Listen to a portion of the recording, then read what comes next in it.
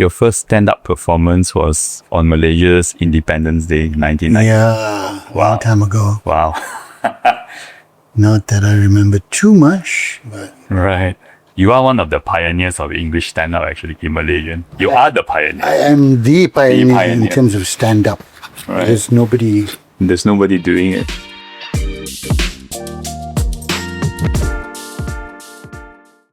Hey everyone, before we begin this next episode of the Hello Mentor podcast, I just want to say if you're job searching or hiring, check out hiredly.com. We are not just another job platform. We make it easier to find the jobs that people actually want, and we help companies stand out to hire the right talent. So there's a lot of smart tech and there's a lot of human touch. That's Hiredly. So you can head to hiredly.com and give it a go. Hello everyone. It's another episode of the Hello Mentor podcast. And we have someone really special here with us today. We have Harith Iskander. I've known him since, such a long time, since I was a young kid. I mean, I feel extra nervous today, actually having this conversation with you. But Harith, thank you. Thanks for coming. Thank you for having me, and thank you for acknowledging my age. The young people behind the camera are like, who's this guy? Oh, 100% sure they know who you are. And I sort of, I would really love to learn about your journey and all that, right? So one of the things that, as we just spoke off camera just now, was your first stand-up performance was actually on Malaysia's Independence Day in 1990. Yeah. Yeah, so I'm not sure how much you remember from that day. I only remember it through the storytelling of it, to be honest, because I've told the story before. It's probably taken on its own life, but it was Merdeka Eve, actually, to be precise, right. August 30th. And a friend of mine, her name is Marina Mustafa, who was my friend from university. And by that time, she was working at the hotel at the airport, because the Subang Airport, before we had the KLIA, we had the Subang Airport was our international airport. And of course, every airport has a hotel, and there was a hotel there. She was a PR manager or something, and it's Merdeka Eve, and she says there's nobody performing in the hotel lobby, lobby lounge.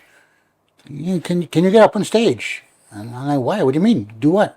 And she says, you're always making me laugh with all these funny stories. So why don't you get on stage and just do that? And of course, when someone tells you that they're making you laugh, you're like, isn't that normal? You just tell stories. So I said, what stories made you laugh? And she goes, this story, that story, that story, that story. So I strung them all together, or I thought I did. And I just got up on stage that night. And I think there were 6 people there. There was Marina, Rosina, her friend, and the staff. So there was nobody else. Anyway, so I did what I did. There was no word for it. It wasn't called stand-up. Right. I was just telling my funny stories. And then I thought, okay, because at that time I was working in an advertising agency at that time. So I left that. And then I think a few weeks later, we went to All That Jazz, which is in SS2. And it was next to Mango Jerry's. And it was a jazz club owned by Michael Veerapan. And I went to watch this guy called Rashid. Now, Rafiq he's a singer, songwriter, musician, but he would change lyrics and make them funny to songs. So I went to watch him because I liked, he's funny. We were watching him. And then during his break, when he takes a 10-minute break, I think Marina said to him, hey, my friend can make people laugh. Tells funny story. So Rafiq called me up. So I did it. Ha ha ha. Of course, this is the second time I've done it. I probably got a bit better. And then somewhere along the line, someone heard about it or saw me and was like, hey, I have this event, a function. If I give you $200, can you come and do that? I'm like, wow, $200 for the 30 minutes? Because at that time, I'm working in an office. And if you know advertising, that's literally 6 days a week, sometimes 7 if you're shooting. You're working 8 to 12 to 16 hours a day. which I wasn't complaining about. But you're earning at that time 2008. Then I was like, wow, 200 ringgit in 30 minutes. Yeah, sure. So I did that. Then I got called back for another show. Then I got called back for another show. Then I got called back for another show. And after a while, I'm doing 4, 5, 6, 7 shows a month, times 200, 250 ringgit. Right. Then after a while, I'm like, hey, wait a minute. I'm earning more doing these. It wasn't really called stand-up comedy. It was just, I called it stand-up comedy. Then I am earning at my real career job. Right. But I didn't think of it as I thought, lucky me, extra money. And it was only when, and this is a lesson on self-worth, a friend of mine, Andrew Lessie, who at the time was with a group called the Instant Cafe Theatre. Instant Cafe Theatre were a group who did comedy sketches. This is before social media, so the sketches were always based on politics and all. And, for the urban audience. Andrew said to me, yeah, Harith, you do this stand-up comedy in these events. How much are you being paid? How much is the agent paying you? I think 200, 250, if I'm lucky, 300. And he was like, bro, the company is paying the agent 2,000 for you. And the agent is giving you 250. Oh, wow. Then I was like, why is the company paying the agent 2,000 for me? Like, in my head, I was valuing it on time. 20 minutes, 30 minutes. But then he explained to me, he's like, they're not paying for your time. They're paying for your ability to make the audience happy. Because the audience is their staff. And once a year, every company has a company dinner. And once a year, they have a dinner, they have lucky draw, they have entertainment, they have, whatever performances, so that the staff feel rewarded. So they're not paying you for your 20 minutes or 30 minutes. They're paying you for the 1 year work that the staff has. They feel rewarded. So they gave me a different perspective on value. Then I was like, okay, then I began to up my price. And it was at that moment, and this was a good 6 or 7 years in. It was at that moment I thought to myself, wait a minute, this is not part-time, this is not simply play one, this is a career. In fact, it was a difficult decision to make because there was nobody doing it. Right. When I did it in 1990, Malaysia, if you are Malaysian, you will know that Malaysia did not have a culture, a history of stand-up comedy. One person, one microphone, telling stories. Does not exist. In the 70s and the 60s and a little bit of the 80s, if you watched programs of those days, variety shows, occasionally they will have two people doing a sort of like a Jerry Lewis, Dean Martin, one straight guy, one comedy guy, telling stories and playing characters, but never one person. So in the Malay market, there were two people, A.R. Badul and a guy called R. Jafar, and various other duos. But there was always the straight guy, doing the straight lines, and the funny guy, like, and they would play off each other, but never one person. So when I started, I was the first. And the only reason I knew about it is because I had watched Eddie Murphy's Delirious. Eddie Murphy was, for those people who don't know, Eddie Murphy was a stand-up comedian before he became an actor. And I had a VHS videotape, Google it, in case you don't know what that is, where I would watch his stand-up comedy movie called Delirious. And I watched it again and again and again. And that's where I learned, oh, this is stand-up comedy. And then every time a friend of mine went overseas, hey, Harith, I'm going to England, America, can I get you anything? I would say, go to a record store, because in those days it was record stores, or a bookstore, and get me CDs, records, albums, books, cassettes of stand-up comedians. And they would bring back one or two, and then I began to get a collection. That became my coach, my teacher, my study. Because this is before the internet. We didn't have the internet. We couldn't just, this is what is stand-up comedy. Brrr. We didn't have that. So those became my gurus, because there was nobody to guide me. Right. No one could, which was a good thing and a bad thing. The negative is that no one could guide me to avoid the mistakes. The good thing is, no one could say, hey, why are you wasting your time doing this? Look at all the failures who have come before you. Like if you try and sing now, people say, yeah. One or two people make it, but look at everybody who's failed. So there was no one to point out possible failure. So I just went ahead and just did it. Right. But at the same time, I didn't know where I was going. I was cutting my own path. Well, like this, like that. And it was only in 2005. So I started in 1990. 15 years later, if you remember Malaysia, we got internet before that, but it was, what do you call it when you plug it into the phone line? Oh, the modem. The modem. Yeah. Dial-up modem. Dial-up modem. That's right. And downloading took ages. Then in 2004 or 2005, broadband came along for the first time in Malaysia. And that's when YouTube became accessible. And when YouTube became accessible, what I would call the younger kids in 2005, who were 18 years old at the time, were watching Def Jam comedy on YouTube and this comedian and that comedian. And they started their own small underground performing at pop-up places. And then these 18-year-olds, college kids, heard about this older guy, me, who had been doing it in corporate functions. They had never worked in a company, so they had never been to a corporate function. So they had never seen me. The only people who saw me were the people who worked in corporate functions, or once in a while I did a public show. So they contacted me, I think it was on MySpace back in the day. Prior to Facebook, there was MySpace and Friendster. Ta-dang! Oh, my God, seems like a lifetime ago. And they were like, hey, we are doing a show here. Can you come and watch us? And I went to watch them. And I was like, oh my God, these young kids are, each got their own style and all. And so that's why they then began to call me the Godfather of stand-up comedy. Because prior to them, I was alone. I was not a father. I was not a mother. I was not a cousin. Right. But because there was a young generation coming up, I was the first, inverted commas. Right. So they call me the Godfather. Right. And you started in all these corporate functions. Started in corporate functions, which is really weird because a corporate function is made up of people who work for the same company.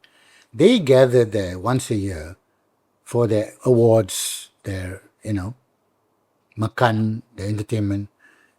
80 to 90% of people in the audience between 1990 and 2005, or 2000 earlier, had never seen stand-up comedy.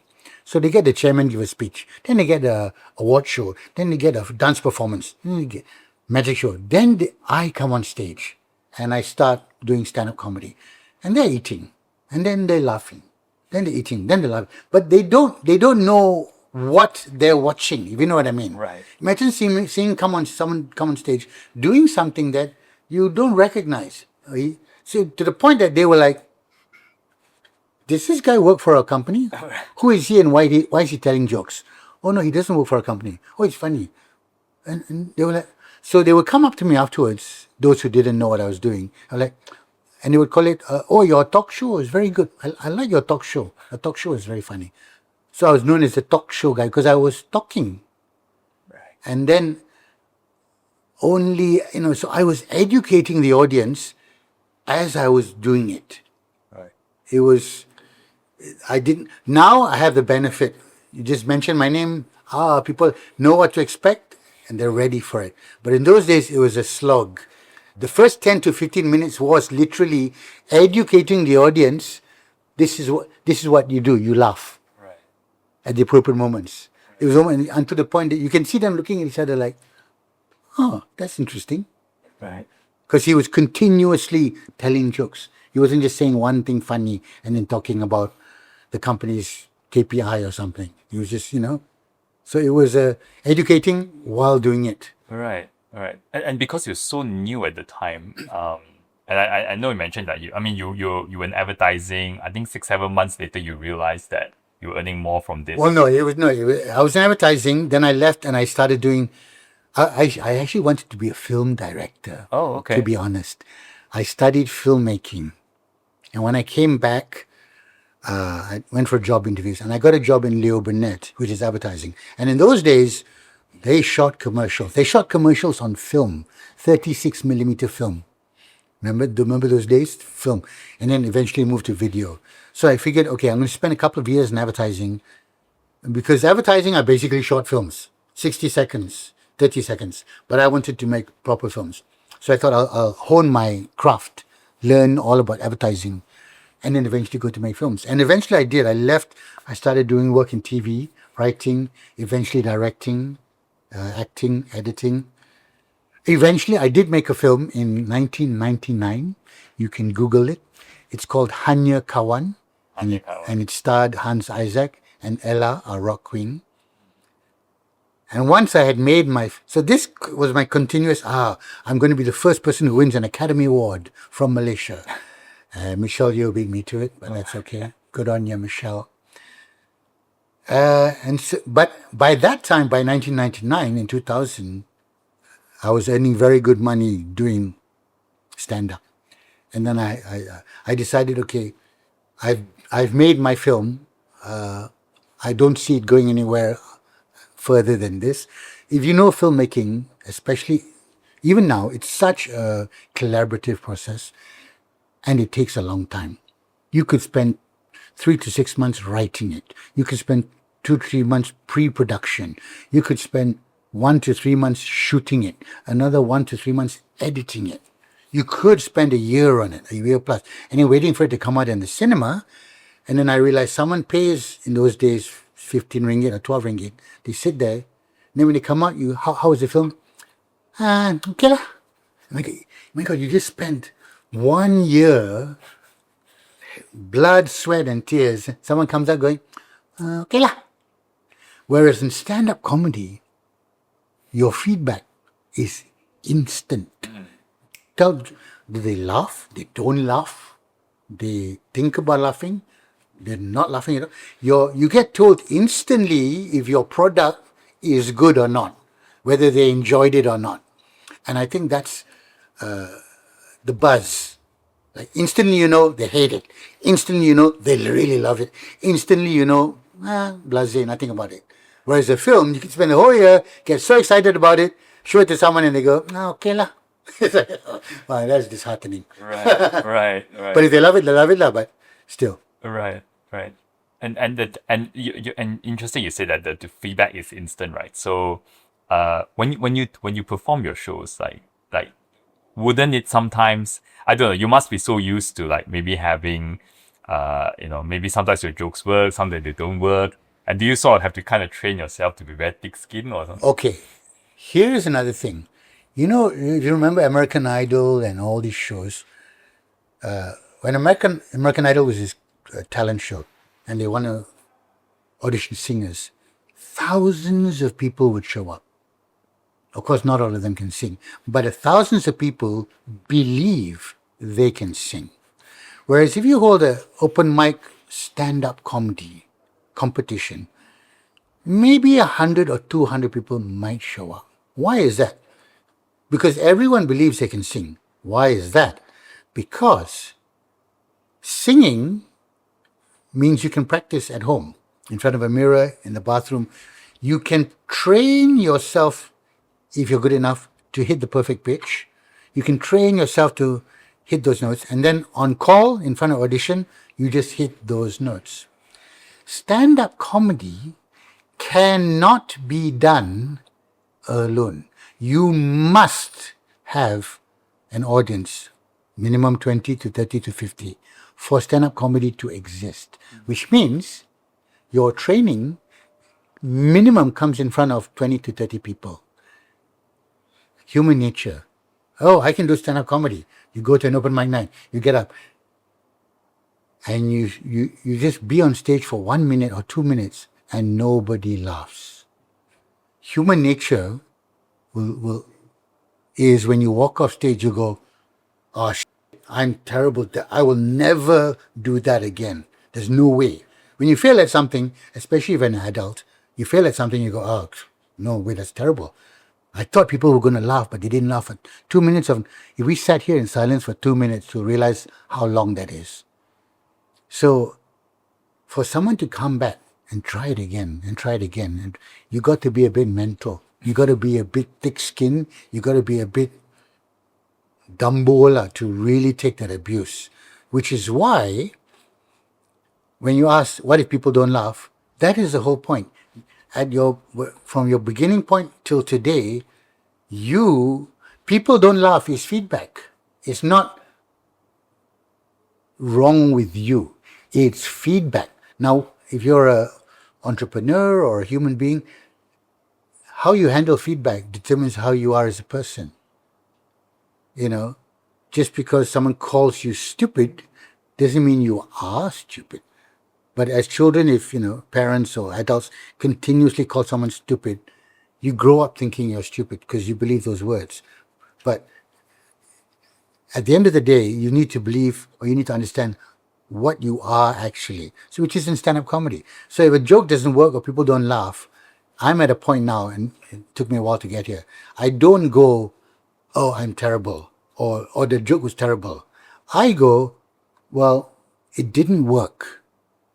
Why didn't it work? Was it the audience? Was it me? Was it the delivery? Was it they didn't catch my word? Did I not set it up properly? So it's all feedback on how to improve the product. Of course, some products eventually it's like, nah, that's not going to work. But some is like, no, I know it can work. So the next time I do it, and I can only do it in front of an audience. I can't go back, tinker, try in my head and work. Because some jokes tonight, they laugh. Next night, quiet. Oh. And then as a stand-up comedian, you go, hey, yesterday, same thing, everybody laughed. Today, same thing, nobody laughed. Why? It's not the bit. It's not the joke. It's that night, that audience was not receptive to that moment. Right. It's like, it's a conversation. A conversation with the audience. Right. You either have an audience that's you're having a great conversation with. Tomorrow, that audience or that person, have you ever met someone we tried to have a conversation with, and after a while it's like, hey, okay, gotta go. Really nice to meet you. Bye bye. And some people you'll end up talking all night. That's not you, and that's not that person. It's both. Right? It's both. Yeah. Same with the audience. Same with stand-up. Right. So as a comedian, what you try and perfect or master is that combination of getting the right vibe with the audience. You bring the audience with you. And sometimes there's a very hard audience and you got to fight to get them. Sometimes you lose, sometimes you win. So it's a very, what's the word? Not to say organic, it's a very flowing art form. And the more stand-up comedians you see, the more you will realize. Some stand-up comedians, the way you see them on the video, YouTube, whatever, you watch them live exactly the same, point for point. And then you go, not as funny as the video. Yeah, because in the video that night, that audience was jiving, and the one that you came, he almost kept to the script without getting the feedback from the audience that night, the night you went to see him, where he or she may have needed to change, to alter, to layer heavily or more on this topic, not so much on that topic, things like that. Oh, So right. every night's different. Right. Crazy. Do you also therefore sometimes need to adjust? Every single Every show. show. Every single show. Right. So that's the problem. Is also when I go to watch a stand-up comedian, I guess I can't really enjoy it because I'm like, oh, I see what he did there. Oh, he's trying to do this. Oh, he's trying to do that. So I'm so focused on the science behind it. Right. It's very difficult Right. to really get me to laugh. Right. Because you're highly technical, right? But that was good. Oh, why did that work? Right. And interesting. I mean, I have so much admiration for this art form because interesting. Also use the word product, right? So, because in some sense, wouldn't it feel like you are the product and be able to detach your joke from you? Yes, is quite hard. Right? You are the product. Here's the thing, like in terms of the singer, the product is a visual of the singer, but the song is more the product. A different singer can pick up the same song, turn it around, and so the song carries on long after the singer's passed away. Comedy, you cannot. It is a rule. It is unwritten rule and a written rule. You cannot do other people's material. It is akin to a crime. So the product is you.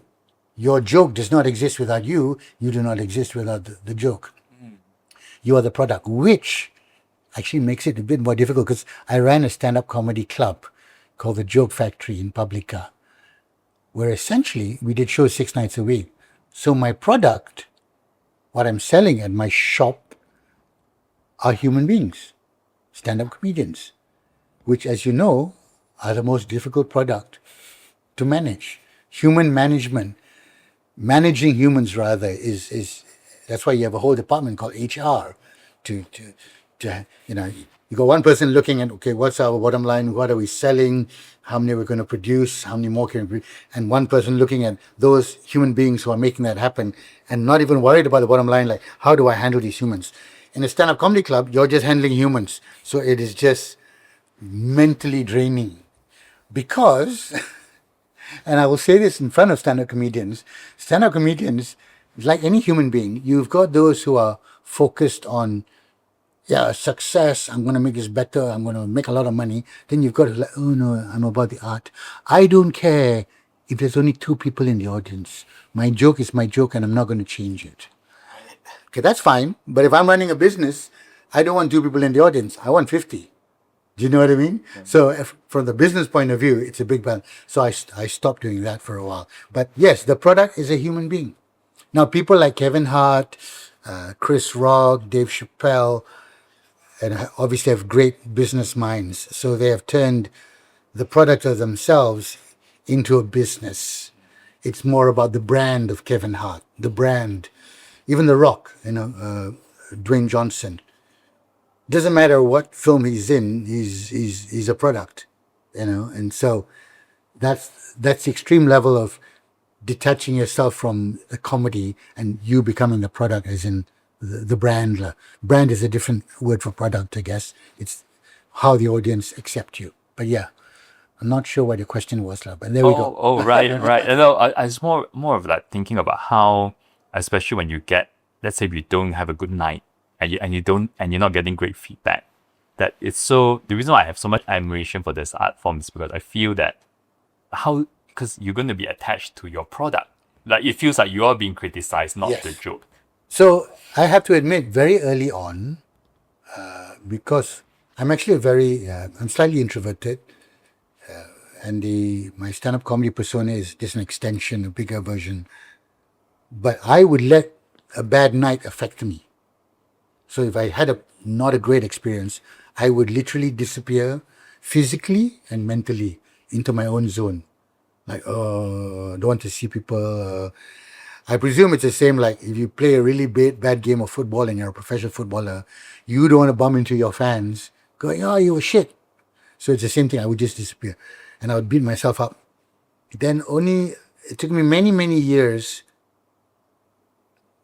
to get to that point of, wait a minute, my stand-up comedy is my stand-up comedy. Why it worked, why it didn't work is just feedback.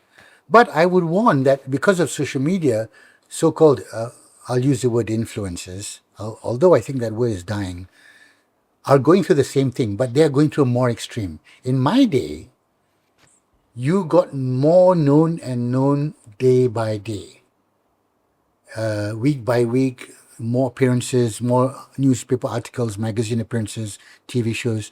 So your fame grew and you got used to the feedback, good and bad, as you grew. Today, one TikToker will be unknown, put up a TikTok that it's 1 million views, and they go, wow, I'm famous. And then next few posts down back to 100. And then they will start thinking, oh, like, what's wrong with my posting?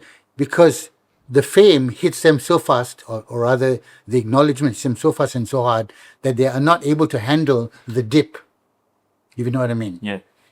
Which to me is more scary, because how many so-called people that you've seen go famous via social media from just 3 years ago, 2 years ago, that you look at, hey, where's that person now? Like, what happened to them? And that's the nature of the game. But what it doesn't worry me, but I do worry is because we well, not when I say we, everyone gets hooked onto the comments and the likes. Sorry to delve into this. This is off topic. I once had a semi-famous influencer contact me because she'd been doing very well and lots of acknowledgement and I love your material. Suddenly she said something which pissed off a few people and they started attacking her. And she was not used to this because she had mostly it's very positive. Suddenly she was like, hurry, what do I do? What do I do? These people, they hate it. Do I apologize? Do I retract? And I was like, okay, hold on a second. Number one, don't get attached to the feedback. By feedback, I mean the negative feedback as well as the positive. Detach yourself from negative feedback because number one, these people don't know you. They're not in front of you. Most of them are scam accounts and they don't know you. At the same time, don't believe in and don't buy into the positive. Oh, I love you. You're so fun. You're so creative. Yeah. Same time, these people don't know you. They like your content. They don't know you. When they say, I like you, no. They like what you've posted. So you detach yourself from the negative and the positive. And then only you can carry on with a sense of normalcy. Because to me, the hate is all on social media. It doesn't happen. No one's coming up to you in your face going, I hate you. Nobody. On online, yeah, 500 people. But nobody's doing that.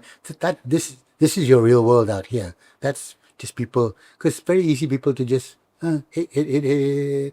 Okay, and then go to sleep. They say, they're sleeping very well tonight. Why don't you? Right.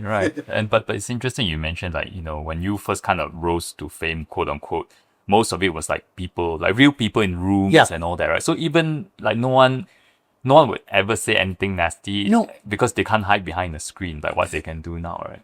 It only hit. So when social media first came along, and first it was Facebook, then it was Instagram. But when it got what I would call, what's the word? Vitriol. Like very, like faceless people and just slamming you. When it first hit me, I remember, because at that time my wife was my manager. And we were getting a lot of good reviews and my name was up there. And suddenly someone would say something. And then she would like, oh, this person said this. And I'm like, wait. 1,000 people have just said they liked me. Why are you giving so much energy to this one person? No, we got to answer this person. We got to talk to them. No. Don't do that because that's human nature. We focus on the negative and oh my God, what's wrong with me? What did I do? What's wrong? Whereas, and by the way, most people who like your work don't take the time to go. That's just human nature as well. But when you don't like it, you're the first to talk loud. So it took me a while to get to this point as well. Right. And it actually, I have to admit, the turning point was listening to Joe Rogan on a podcast. Joe Rogan never reads his comments because he's come to a point that I do what I do for me. I talk to the people I want to talk to and I enjoy talking to. What people think of our conversation doesn't matter to me. I'm not doing it for them. Hence, he has hundreds of millions of followers because he's not doing it for them. He's doing it for me. Do you know what I mean? Right. So when he said he doesn't even read his comments, that makes sense. But then social media managers will tell you, no, you have to respond. You have to create the algorithm. You have to reply to your comments. And that makes sense as well. But don't take it in. So I don't take in, because I can guarantee you that people go, I love you today. 3 weeks later, if you say something that affects them personally, I got to go, I hate you. And at the end of the day, they don't know you. Right.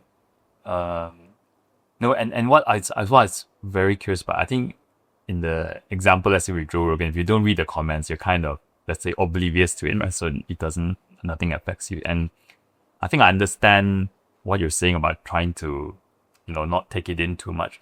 But, sometimes, I mean, even here in Harith, we are very active online, social media, and sometimes, I remember when I first got our first negative comment, that feeling sort of like overwhelmingly, I don't know how to describe it, but you feel like you need to handle it. Yeah. Like you feel like, oh. Yes, and even though if I logically told myself, that's irrational, but I don't know, it's like a human biological thing. You know, you still get a bit anxious. Like I still get, even though I keep telling myself, no, you don't. It doesn't matter. That's an interesting phenomenon as well. It's the same with like if you run a restaurant, you are by nature, and I did have a restaurant. The first negative comment, one start coming, you go out of your way to rectify it, offer them a free meal, and just because. But all the 5-star, you don't give them a free meal. How come? You know what I mean? But oh no, this person had a bad experience. Let me change their experience. You focus so much on it. But I get it. I understand it. Like, but you have to be able to go, no, hold on a second. Why didn't this person enjoy themselves? You know, is it really me? They really don't like this experience? But there's pros and cons. But yeah, it is natural to feel dented. I guess that's why there's so much. That's why psychology is a field, because every psychologist tells us, whoever you are now was created in your childhood. If you and I guess I tend to live by that thought is, if enough people tell you this, you begin to believe it, just because they told you it. Right. Right. You are stupid. You are stupid. So in school, my school results, I went to Sekolah Kebangsaan. My school results told me I wasn't very smart. I was getting C's and D's, 50s and 60s, and some failures. But intrinsically, I knew I was smart, but not smart at this, maths and geography and science. But I knew I was smart. So if you look at my school results, you go, this one a bit bodoh lah. But I knew that I wasn't bodoh. I knew other things. Do you know what I mean? Right. But I was lucky because maybe that's just how I was wired, or how my parents had spoken to me. But if you're getting school results bodoh, and your people at home are telling you you're bodoh, you will grow up thinking, I must be bodoh. And then what you believe and what you think you are is how you start acting. And that creates new results, which confirm, oh, I must be bodoh because I just did something that was stupid. Yeah, it can. And then the moment you do something that doesn't confirm your bodoh, you go, oh no, that was lucky. Because I'm bodoh, but that was pretty smart, but I must be lucky. So all these words confirm. Right. Negative things stick with you. Right. Not so much positive. Right. It's quite timely what you said. Actually, I believe just a few weeks ago, a lot of Malaysians got their SPM results. So what would you say to our fellow Malaysians who maybe were disappointed by what they got from their results? Okay, yeah, here. I always say this to SPM students. Okay, this one is, take this with a pinch of salt. When I was in school, if I look at all these, I want to know through the years, all these 10A, 11A, 12A, 13A from 5 years, 10 years ago, where are they now? They're probably working in a bank at a high managerial position. But then you look at the guy who got grade 2, grade 3, maybe even failed.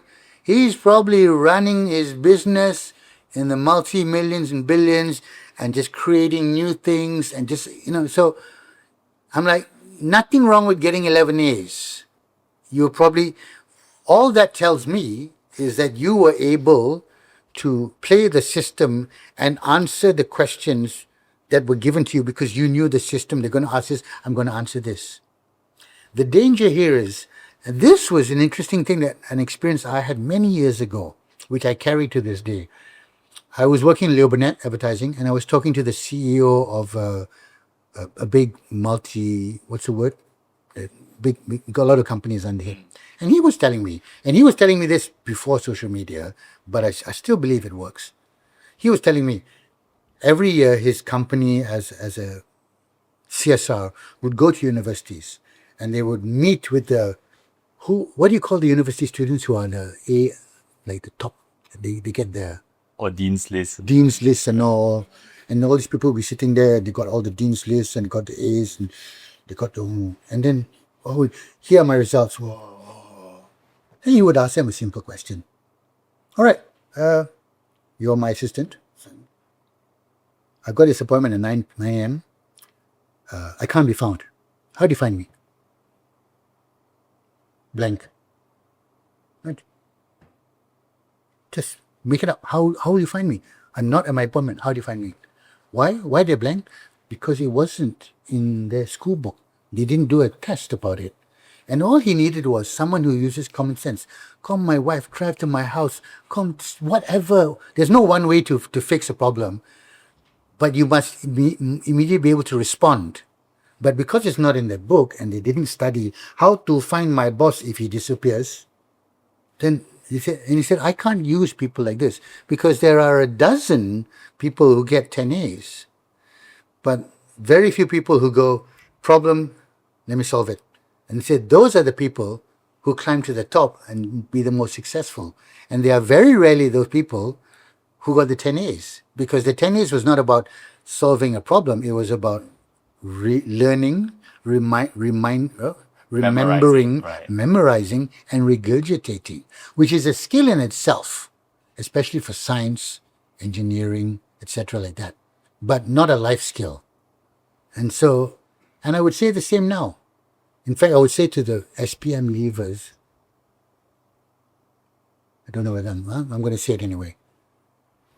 I kind of took notice of AI about 6-7 years ago. And 6-7 years ago, I said to my staff then, and I don't have staff now, many, but I will tell them now. In those days, you have a video editor, a graphic designer, a script writer, blah, blah, blah. And this is 5-6 years ago. Even more so now. You're paying this person 2,000, 3,000, 1,008, 5,000, depending whatever. I say total 10,000, 12,000, 3-4 jobs. If one kid comes up to me, goes, Uncle, I've studied 20 hours of Claude, 20 solid hours of ChatGPT. Here are all the tools. I just studied them, not 20 hours in a row, 2 hours a day, blah, blah, blah. I can now do their 4 jobs. Here's how to do it. I will hire this person with no degree, no SPM result, because number one, they've shown me the tenacity, because they sat down, studied a tool that I don't have the time to study, and turn around, help me do my job, solve my problems faster, in 3 to 5 minutes, do 5 or 6 things that my team would take between a day to 3 days to do. Why not I take that 10,000, not give him 10,000, they'll give him 8. Save myself 2,000.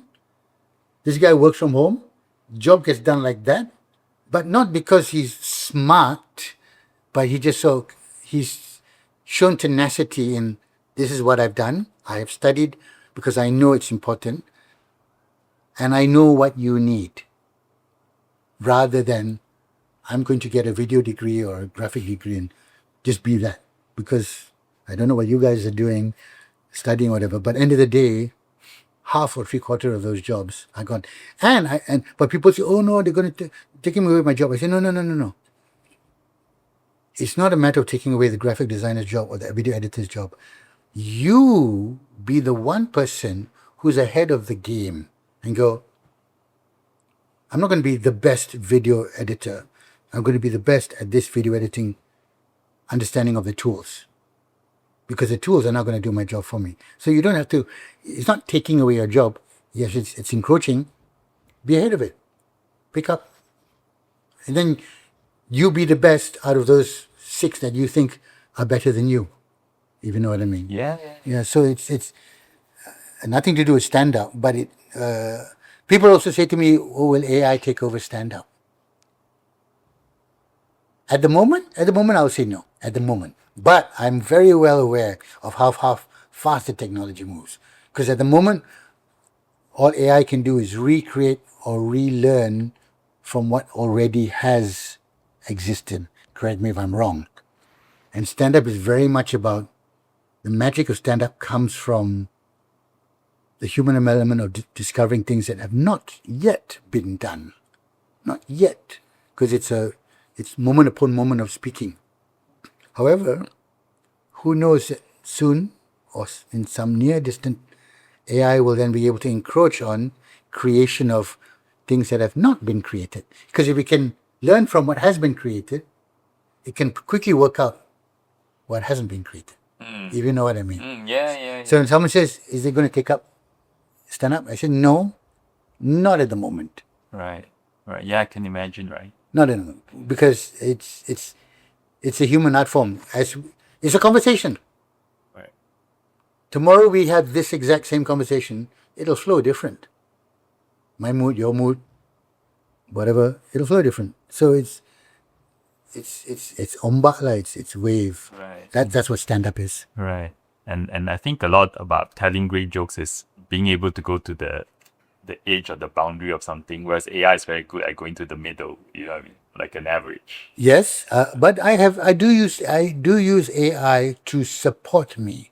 So I go, here is a topic, blah blah blah, and because AI is so smart and my chat GPT has understood, it has, I'll put it in the Harith Iskander voice, and they'll give me different angles.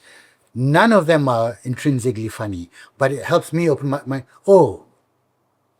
that's a different way of looking at it. Let me work on that. But to be honest, nothing that they give me is, I go, oh, that was perfect. But that's the tool of AI. You are meant to, it helps you. It's like having, how you currently write right now is have 3 or 4 friends, fellow comedians, who watch your show and they, okay, bro, just now when you said that, what if you said this? Which is what we do a lot. Oh yeah, I never thought of that. Yeah, okay. So that's how you do it now. And that's the AI of the future lah. Right. That give you different ideas. Not all are going to stick, but it helps you open up your mind. Right. It's a good idea partner or Yeah. thought partner or something like that. Right. And back to what you said about for SPM leavers earlier. I guess whether it's SPM or your degree, a lot of this education is kind of trying to give a signal of how capable you are at your job. But there are other ways to do this, right? There are other ways to show that you're capable at your job, and instead of just relying on that piece of paper. Unless you need to become a doctor or one of those, then you need that piece of paper. But I swear to God, and I'm going to say this publicly, when I say kid, I don't mean, it could be 20, 30-year-old. If someone comes up to me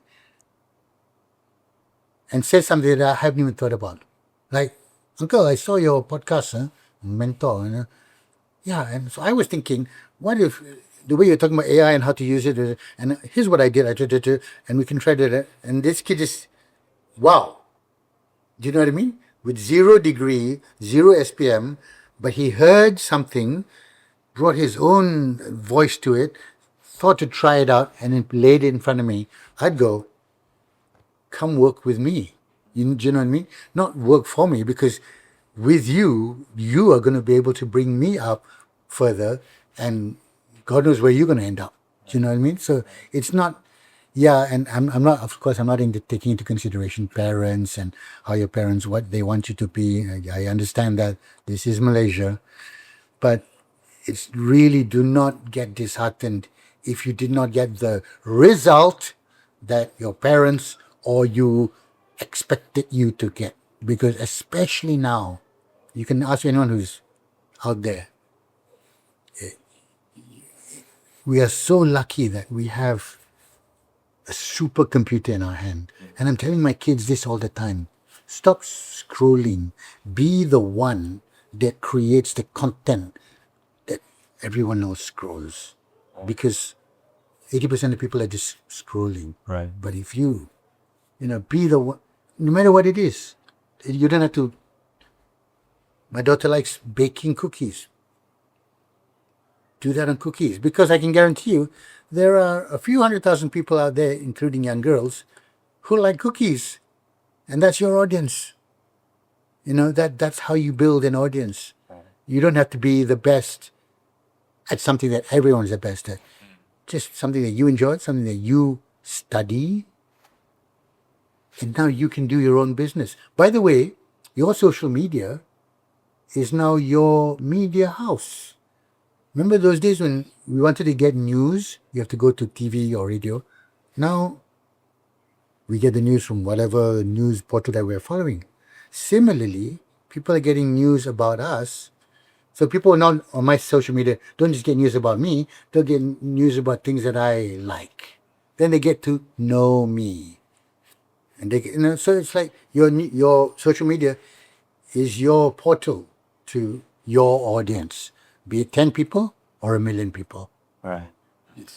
And everyone has an audience. How big? That's up to you. Okay. I want to circle back a little bit because I think earlier you mentioned about how your childhood shapes your identity and worldview. And you do have an interesting background, right? So you had a Malay father, Scottish mother. You grew up in Johor Bahru. You studied in Perth. And currently you do comedy in both in English and Malay. So you kind of hold many different worlds at once, right? How does this shape the way you see Malaysia, and maybe how does it shape your voice on stage? I've come to acknowledge that, everyone is different. Everyone is different. But at the same time, for many years I was thinking, how come people don't see things the way I see things? Then I actually realized, for those reasons. I grew up in a household and my mom spoke English to me, my father spoke Malay to me, and I thought that was normal. And I very lucky to get the opportunity to go overseas. And unlike the other students from Malaysia who hung out with themselves, I hung out with Australians. And I come back with a certain point of view. And why everyone doesn't have this point of view? But no, that's just, if I had grown up in a single race household, had the same opportunity to go to Perth, I might not have hung out with the Australians. I would have searched out my own kind. So every step creates the next step. So I'm not going to say I'm blessed or I'm lucky, but I am who I am. However, there's nothing I can do about that. What I can do is, okay, now let me put my thoughts out there, my suggestions, my ideas, and hopefully there are others who go, no, that's interesting. I've never thought of trying it that way. Let me look at life that way. That's interesting. So it always fascinates me when I meet someone who grew up in what would look like a typical household, single race, single type of social status income, but then they show amazing skills and abilities outside of that realm. So, for example, someone who grows up in Malay father, Malay mother, middle income, went to local sekolah kebangsaan, but speaks impeccable English and reads voraciously. I say, does your father read? No. Does your mother read? No. Wow. But you do? I don't, to be honest. So it's not necessarily you grow up a certain way, you are destined to be that way. At a certain point in life, especially as you get older, you need to start taking responsibility for, no, this is the way I think it was told to me it is. Let me explore further. Right. You could be 13, 14. You don't have to wait till you're 18. You can decide to read, although your parents didn't read, and you never saw anyone reading. And you may love it. Who knows? Do you know what I mean? Yeah. Vice versa. Right. Your parents are not religious, and you decide to study religion. Nothing wrong with that. Your parents are religious, and you decide to explore religions. Nothing wrong with that. It's just at a certain point you need to start taking responsibility. Right. And the one thing I'm very curious about is, as you mentioned just now, because of how unique you are in your own background and all that. Sometimes I find, maybe correct me if I'm wrong, the good jokes are sometimes born out of saying things that most people can observe, but no one has ever thought of saying it out loud, and it becomes really funny. But so in order to tell a good joke, does that mean in some sense you have to be able to see the world the way they do? Number one, comedy only works if your audience resonates with it and recognizes it. So that's the only way comedy will work. The audience has. So you could watch some black African American comedian, talking about what happened in the Bronx and all, and I can Yeah, I've heard stories about it, but I can't really relate to it. Whereas, they may listen to growing up with a Malay father and an English mother. That's why Asian comedians, Ronnie Cheng and a few of the others, there's now an Asian renaissance in America where all these Asian comedians. Now, in America, they get very big, and I watched a lot of them because from the white, or not white American, from the American point of view, they are talking in a very specific voice, but it is like, wow, it is so interesting. Oh, so what's his name? What's our chicken nasi goreng guy?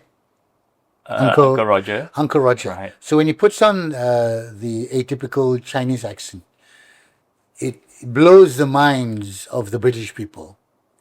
When we watch it, we kind of go, yeah, it's schoolboy stuff lah. Talk like this one, how can lah, brother? Because it affects us differently, because it resonates with us differently. So why it resonates with them is because, wow, he's pushing the cliche to the far edge. And if you know Nigel, he doesn't speak like that. So it's a character. So going back to that, comedy needs to resonate, number one. And you're right. Here's the thing. Most people think, how do I write something that other people will laugh at? No. You need to laugh at it first. It needs to resonate with you first. And I guarantee you, whoever you are in the world, if you find something funny, there's guaranteed other people who find it funny. Some things I find funny. I like dark humor. I like it. And most people would see it, be like, oh, dude, that's... But I crack up. And I've got a good friend who cracks up. And then we share dark humor clips with each other. And it doesn't matter that only two of us laugh of it. But then when you meet someone else who goes, oh, dude, that was funny. Oh, immediately it's like, yeah, we're friends. You know what I mean? So as long as you find it funny, if I'm talking to comedians, the only path you can go down, it needs to resonate with you. Unless you're a corporate comedian. If you're going to do shows for a corporate, then you need to... Why? Because the corporate are paying you to make them laugh. Okay, then you're going to go corporate model. What will the corporate people laugh at? Which I may not particularly think is that funny, but, engineers, I think this is hilarious. I'm not an engineer. Okay, I will fake it in that point, if you know what I mean. Yeah, right. But it needs to resonate with your audience. Right. My belief resonates with you, then you will have your audience. Right. And you mentioned earlier that you like, say, dark comedy, and your friends who like dark comedy. And I suppose the difference as a comedian or a stand-up comedian is that you have to put your jokes out to the public. So now you can't gauge the line anymore, right? Because I think sometimes, like when you tell great jokes, you get very close to the line. Some people like it, some people don't like it. And I don't know, from a Malaysian context, what's it like actually being a stand-up comedian telling jokes here? Now there's two lines. There's a line of the audience in front of you, and then if the clip ends up on social media, there's that line. Two different lines, completely different lines. In America, most stand-up comedy clubs and shows, they take your phone. So if Kevin Hart comes here, or wherever Dave Chappelle, right? You leave your phone, they put it into a little black bag, and you have no phones. That's why you never see any selfies at stand-up comedy shows. Hey, I'm with Jerry Seinfeld. Because there are no phones. Why? Because stand-up comedy is contextual. In front of those 500 people, everybody laughed. Because everything leading up to it was contextual, that you then laughed. Nothing came out of context. But then when you take that joke and you put it on social media without what happened before that, bloody hell, how can you say this about... out of context. Right? And then that person gets slammed, that person gets, what's the word? Cancelled or whatever, or charged, police reports, etc., etc. It gets taken out of context. So there are two lines. Now, in the stand-up comedy show, do some people get offended? Yes. In my experience, very rarely. Someone may come up to me and say, oh, what that comedian say was not very nice. But I'm like, well, the other 100 people didn't seem affected by it. you are, I'm not going to say who's right or wrong, but if you are affected by it, maybe you might want to look at, because all you're dealing with are feelings. I was offended. Everybody else not offended. Are you right? Are they right? No. This means, oh, why was I offended?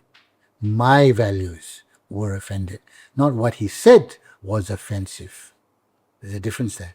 Right. So it is difficult because you are in the job of pushing it to the line. You are making fun of. But here's the thing: what people who understand comedy understand this. Just because you make, I don't like to call it a joke. Just because you say a topic doesn't mean you believe it. You're just saying it to be funny. Question: everyone says, is there anything you cannot joke about? My honest answer: no. Anything you can. Anything can be joked about. Can I joke about anything? No. You can only joke about something that's authentic to you. How you do it, different context. Right. Get it? Right. So you're, I suppose the way you navigate it is you ensure that it's authentic to you. hopefully authentic to me, and I'm not out there to offend anyone. So it's not the topic. It's the authenticity, how you deal with it. And at the end of the day, I'm not out to offend. I'm out to make you laugh. I want to talk about you and the world stage.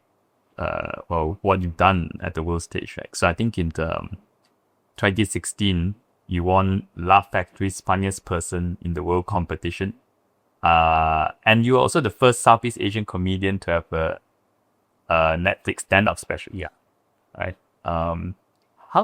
How does it feel to achieve those things? To be honest, it's something to look back on and go, oh yeah, that's pretty cool, pretty proud. But where I am at this stage in my career, yeah, it was done. I'm not like more. I think I've come to a certain age. So now the younger comedians all want to become Ronnie Chen. I want to go to the States. I want to appear in Marvel movies. Great. I don't have that desire anymore. 20 years ago, 15 years ago, maybe. But no. So when I look back on it, I'm like, it was a great experience. The Netflix one was interesting because at that time, Netflix just opened in Asia, Southeast Asia, and they actually opened in Malaysia before they moved to Singapore. So they went scouting around for who they thought could be the first local, regional stand-up comedian. They got in touch with me. And then they also shot two others, which was Kavin J and Fakafaz, right after me. But the experience was interesting because being Netflix and being there, there's two ways of doing it. One, you shoot a special and you farm it to Netflix. And they either go good enough, not good enough, and they buy it, they don't buy it. Two, they produce it. A Netflix comedy special. So in this case, they produced it. So they have all rights. To the point is, they required me to script in. They would send the script overseas to America to vet it, come back to me with notes, had me do a pre-show, which they sat through and recorded and watched, so they could give me notes for the proper show. Right. To the point that I talk about my mother passed away. They actually asked me the question, legal question.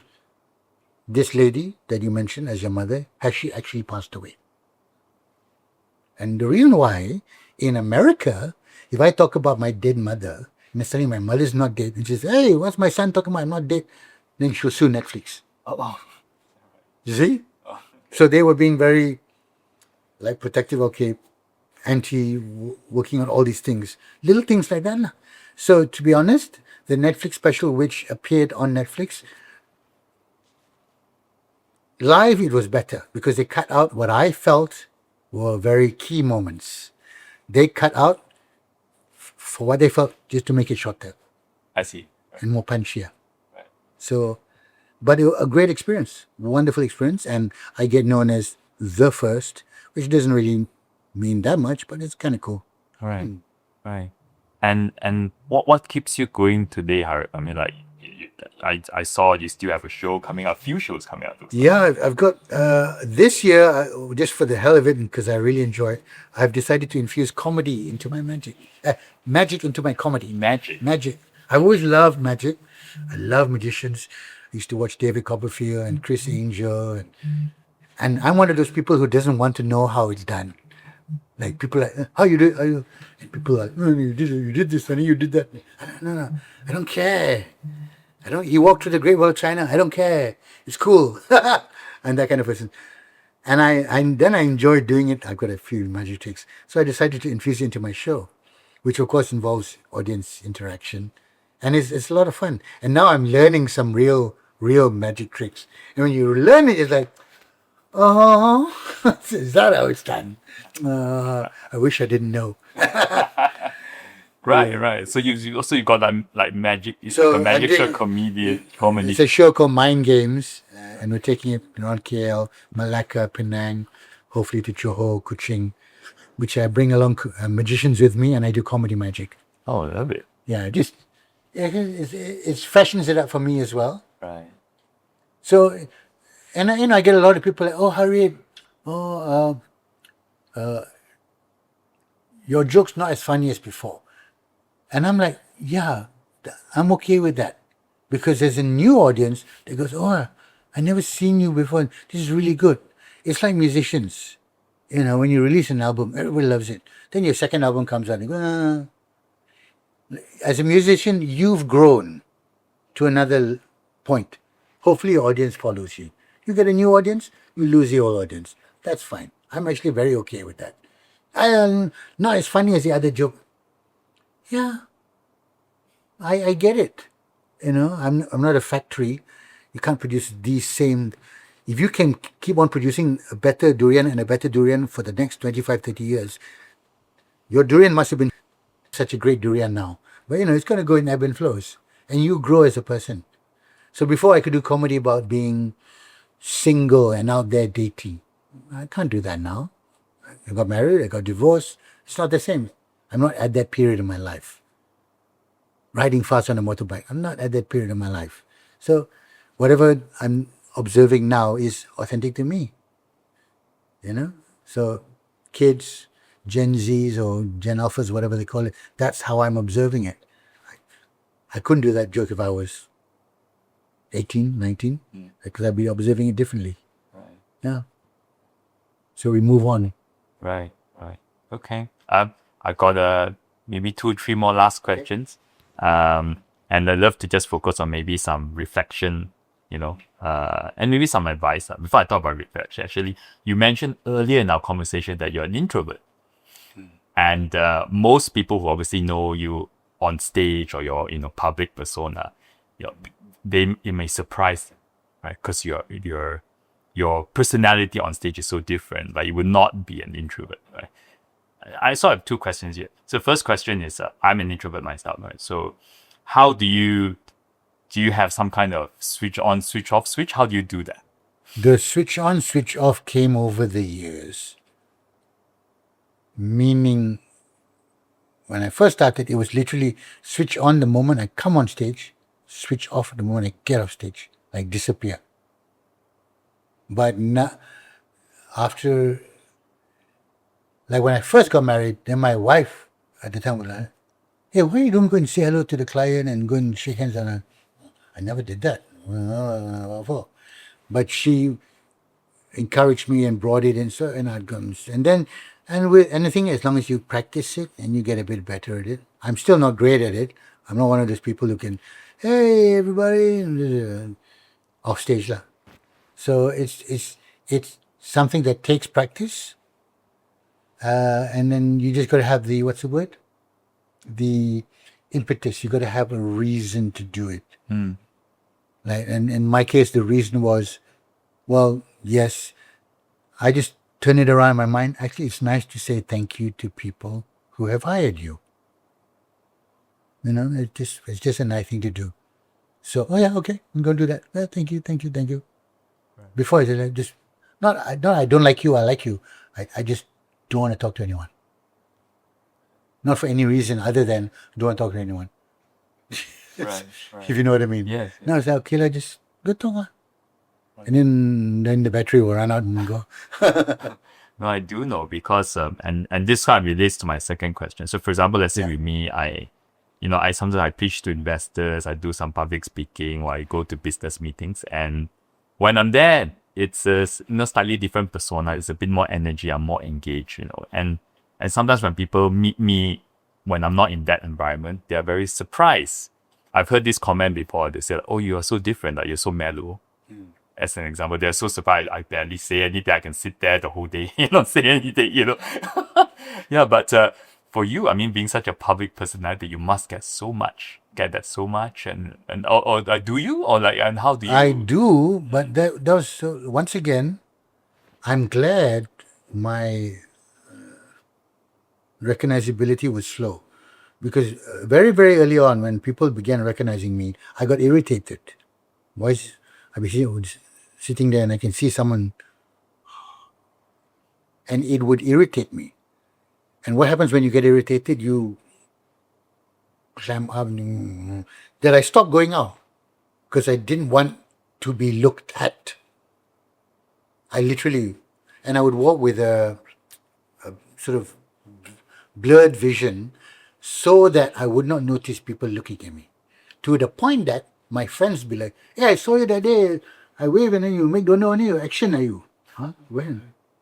Because I deliberately blurred my vision. Until a friend of mine said to me, "Harith, why are you getting so upset?" See, all you need to do is look back, acknowledge them, they'll acknowledge you, and life goes on. Which I did. So we sitting there, I noticed people excited, hi, they're like, "Hey, hi." Okay. Then I realized, oh, I'm not irritated. And I just hi everyone, and then you don't get irritated. Of course, there are those times when you are trying to just have your coffee by yourself and someone comes in and plonks himself down, but you can't go, because then they will video you, viral it, and oh. So I saw this thread, name the rudest artist you've met, and people were, "Oh, I met so and so," and they didn't look at me and they didn't smile at me. And in my head, I'm thinking, these people get looked at between 10 to 200 times a day outside. The fact that they didn't look back at you and smile at you, because you haven't had people trying to get your attention 200 times a day. So I see these people like, "Oh, I smiled at her and she didn't smile back at me." In my head, I'm like, she probably didn't see you. Because I know how that feels. So, but as much as possible, this is Malaysia. You got to, "Hey, hi," and I don't get it as bad as Siti Nohaliza or someone like that lah. I don't get it that bad. I get a bit, but it's nothing that's going to kill me lah. So, but today was interesting. Today I went to the glasses shop. This older Chinese man got up and he actually plunked himself down. But it just so happens that I was kind of in the mood. And he said, and what triggered was, he said, "Harith, I've watched you once live in 1994.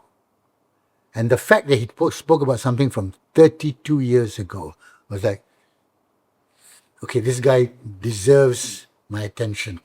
I was like, oh my God, where was this? Then we started talking about it. Then he reminded me about this thing. And I was, oh my God. And so it's like, and guess what? If I had just sat there and gone, not to say it would have affected his life, but ended up I had a pleasant time conversing with him about this. Then I'm like, how come you haven't seen me in 34 years? You got to come to a show, things like that. And he was just a nice old gentleman. Asked him about where he worked and all. And so, you can how you react, how you feel is how you choose. You can either be irritated, and sometimes I am irritated, or you can just go, "Oh, what the hell? Let's see where this goes." Right. And more often than not, it goes somewhere nice. Second last question. So when you first started, because you were basically the pioneer, right, of like stand-up comedy, and at the time, this was the road less taken, something like that. Like no one's walked it before. And there are lots of young Malaysians. I guess my point is you took that very courageous step to move in this direction when no one knew where it would go. So there are a lot of young Malaysians obviously watching this or listening to this. They are trying to figure out at the moment, like, should I do the safe thing or should I do the thing that is going to excite me? Like, what would you say to someone like this? Say, this is like a 22, 23-year-old person, fresh out of university, what would you say to them? I'm the worst person to ask this. Because now that I look back, I go, 22, you have no idea how much time you have. Because at 22, I didn't think I had much time. But I look back now, I'm like, damn. 22 is the age where you need to do the dangerous things, so to speak. Because it's a bit awkward to do it at 44 or 40, where you might have, other responsibilities. But yeah, no, I don't mean in a reckless way. I just mean just try what you need to try. I tried to be a filmmaker, and I went all the way. And then at one point, and it's okay to change your mind. And 33, I went, nah, I'm a stand-up comedian. Because for a long time, I was like, no, I'm a filmmaker. After I was like, nah, I'm not. I'm a stand-up comedian. So it's okay to change your mind. And even now, I might change my mind. I'm not a stand-up comedian anymore. But at 22, 23, if it especially in this generation, where you have a supercomputer in your hand, you have the best tools available to the very American thing, do what you want to do, chase your passion, but you really have the best tools available. Unless you have parents who are stopping you doing that, and welcome to Malaysia. But yeah, just to answer your question, nothing wrong with being safe, but you don't want to get to your 40s and go, oh, I was safe. Or you might. I don't know. So yeah, go dangerous. Go dangerous. All right, love it. And last question. I'll talk about Malaysia. This as the last question. I want to try to read this exactly because I love the way this sentence is phrased. So you made your first joke in public, obviously to a very small audience, as you say, on the eve of Merdeka, 1990. Malaysia turns 68 this year. I believe so. You've been telling this country's stories back to itself, I think, for a very long time. And if you could say one thing to the Malaysia that, where your career was born, not just as a comedian, but as a person, like, what would it be?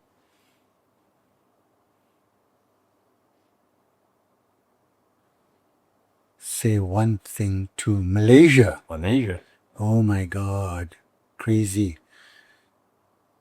Something that you could put on a t-shirt. No.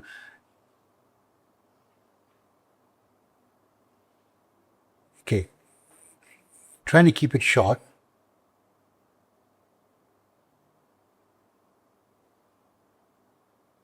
And a bit dark. At the end of the day, we're all going to die. I said it's going to be dark. Here is the thing. No matter what your thoughts are, your beliefs, you're going to die. You'll be dead. And then you will go, oh, what I leave for my grandchildren, whatever. Your legacy only survives for as long in memory, not necessarily in deed.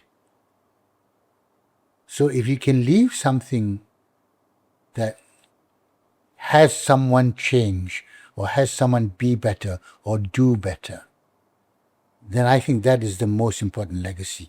Meaning, let me encapsulate it. It's not a phrase that I came up with. If you can leave a space better off than when you found it, or when you arrived, then your job is done. So if you look at a room over a day, if there's rubbish on the floor and you walk in and all you do is put the rubbish away, you've left it better off.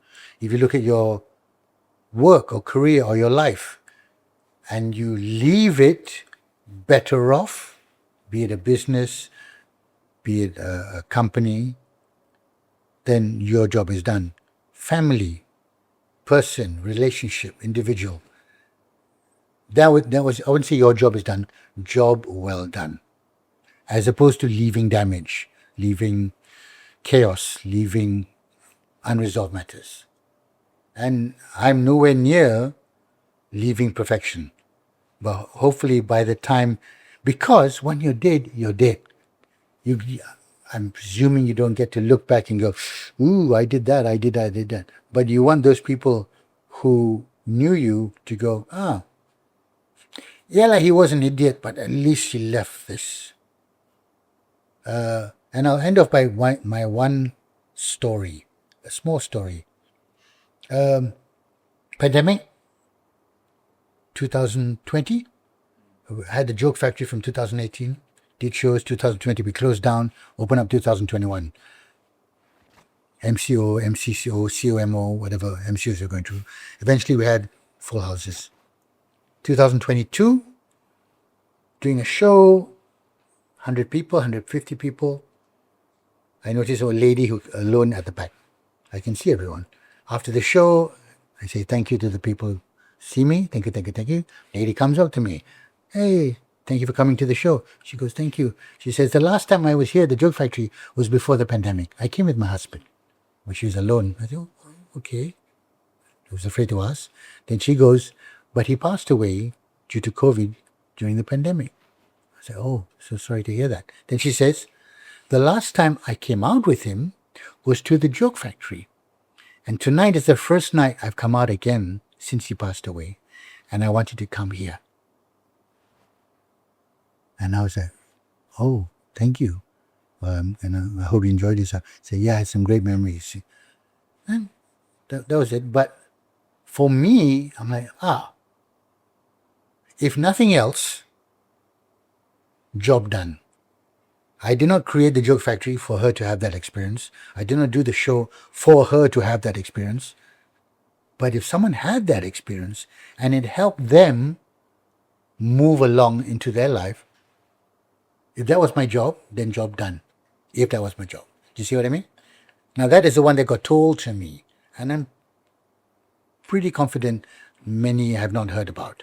So I'm like, okay, in a way, if I can talk myself into this is a good idea, that's why I do what I do. If you know what I mean. Yeah. Other than the remunerations of career and money.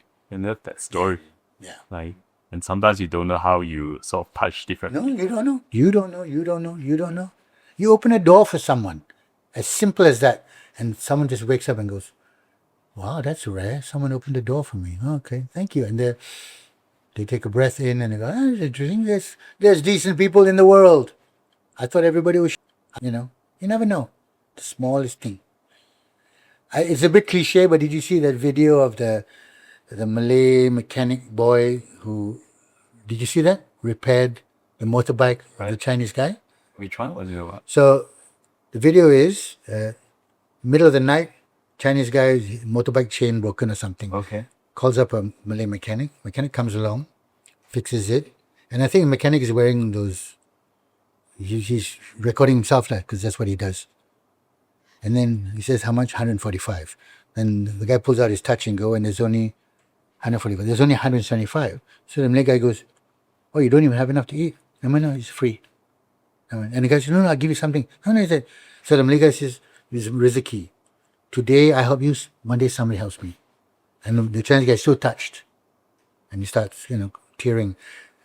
Now whether that, I don't care whether it was set up or whatever, but to me it felt very authentic. I was like, that attitude is, to me, I love that attitude. Yeah. I help you now, somebody will help me. I believe that. I help you now, somebody somewhere, it will return to me. I leave this space better off than I found it. Do you know what I mean? Because now it's, to me, it's normal. You know, all the radio stations have picked up on it. Now they're interviewing both people, and it's taken its own life. But that moment that I saw that video, I was like, yeah, that's cool. Oh, wow. And nothing to do with Malay Chinese. Of course, it has become a Malay Chinese thing. But at the end of the day, I have so many of those stories told to me by people who have traveled around the country and said, bro, you go to the kampung, wow, people open their doors to you, give you food. They have less than you, but if you're traveling, it's raining. Come and get someone to cook for you and just give you food. And say, these people have less than you, and yet they're giving. Why? It's just a thing. You just do that. Someone wants something. There's nothing wrong with that. Yeah, and so that's why I have a total belief. Message to Malaysia that I'm not talking about. I'm talking about the country, and by that I mean the people. Malaysia, amazing people. We do have. Other countries have amazing people. We mustn't forget that we do have. Yes. Okay. Love it. Thank you. Thank you, Harith. Been a long time. Yeah, thank you for sharing your story with us and being so candid. And it's an honor. It's an honor to have this chat. Pleasure's mine. Yeah. Thank you. Thank you so much for coming.